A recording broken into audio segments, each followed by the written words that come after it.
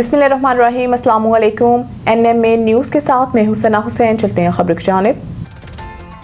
सदर ट्रंप ने ईरान के साथ जंगबंदी के लिए कोई डेडलाइन नहीं दी। तर्जुमान व्हाइट हाउस कैरोलिन लेविट ने कहा कि जंगबंदी के लिए 3 से 5 रोज की डेडलाइन से मुताल्लिक खबरों को मुस्तरद कर दिया और कहा कि सदर ट्रंप ने ईरान को किसी मुआहदे के लिए कोई डेडलाइन नहीं दी। वक्त का तयन खुद कमांडर इन चीफ करेंगे। तर्जुमान ने कहा कि सदर ट्रंप ईरान को एक मुत्तफिका तजवीज़ लाने के लिए चंद दिन का वक्त दे रहे हैं। इन चंद दिनों के दौरान आर्जी जंगबंदी बरकरार रह सकती है। अमरीका को ईरान के जवाब का इंतजार रहेगा। सदर ट्रंप जंगबंदी की तौसी पर मुत्तफिका रद्द-ए-अमल चाहते हैं। उन्होंने कहा कि सदर ट्रंप अपना हुर्मुज़ में नाकाबंदी से मुतमईन है। ईरान पर जो मुआशी लिवरेज मुसल्लत किया गया है, इसकी वजह से ईरान मुज़ाकरात की तरफ वापस आ रहा है।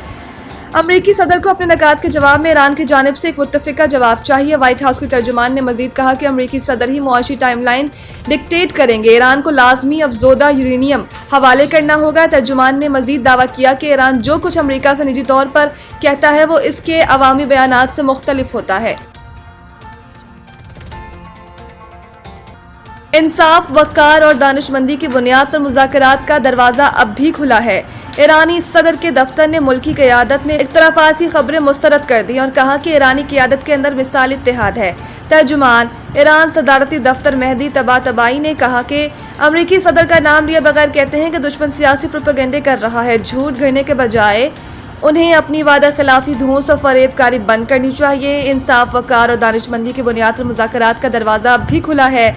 इलामाजी ईरानी सदर मसूद पज़ेश्कियान ने कहा कि वादा खिलाफी, नाकाबंदी और धमकियां हकीकी मुज़ाकरात में और राह में रुकावट है। एक बयान में मसूद पज़ेश्कियान कहते हैं कि ईरान ने मुज़ाकरात और मुआहदे का खैर मकदम किया और करता रहेगा। दुनिया को आपकी मुनाफिकाना बयानबाजी, दावों और अमल में तज़ाद नजर आ रहा है।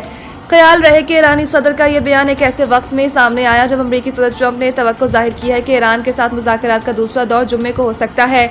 अमरीकी अखबार को इंटरव्यू देते हुए सदर ट्रंप का कहना था कि फौज को हिदायत दी है कि नाकाबंदी जारी रखी जाए और हर मुमकिन सूरत हाल से निपटने के लिए तैयार रहे। जंगबंदी को इस वक्त तक बढ़ाया जा रहा है जब तक ईरान अपनी तजावीज़ पेश नहीं कर देता। मोहसिन नकवी से अमरीकी सफ़ीर की अहम मुलाकात। अमरीका ईरान जंगबंदी मुज़ाकरात से मुतालिक तबादला ख्याल। इस्लामाबाद में वफाकी वज़ीर दाखिला मोहसिन नकवी और अमरीकी सफ़ीर नेटली बेकर के दरमियान अहम मुलाकात हुई, जिसमें ख़ित्ते की ताज़ा तरीन सूरत हाल और अमन इस्तेहकाम से मुतालिक अमूर पर तफसीली तबादला ख्याल किया गया। मुलाकात में इस्लामाबाद में मुज़ाकरात के दूसरे राउंड के निकात के लिए जारी सफारती कोशिशों पर भी गुफ्तगू की गई। मोहसिन नकवी ने डोनाल्ड ट्रंप की जानिब से जंगबंदी में तौसी के इक़दाम को सराहते हुए उसे कशीदगी में कमी की जानिब एक मुस्बत पेशरफ करार दिया। उन्होंने इस बात पर जोर दिया कि तनाज़े के देरपा हल के लिए सफारती चैनल्स का तसलसल नहायत ज़रूरी है और उम्मीद जाहिर की है कि तमाम फरीकैन पुरअमन हल को तरजीह देंगे। उन्होंने ये भी कहा कि शहबाज शरीफ और आसिम मुनीर इस मसले के हल के लिए हर सतह पर भरपूर कोशिशें कर रहे हैं, जबकि ईरान की जानिब से भी मुस्बत पेशरफ की तवक्को है।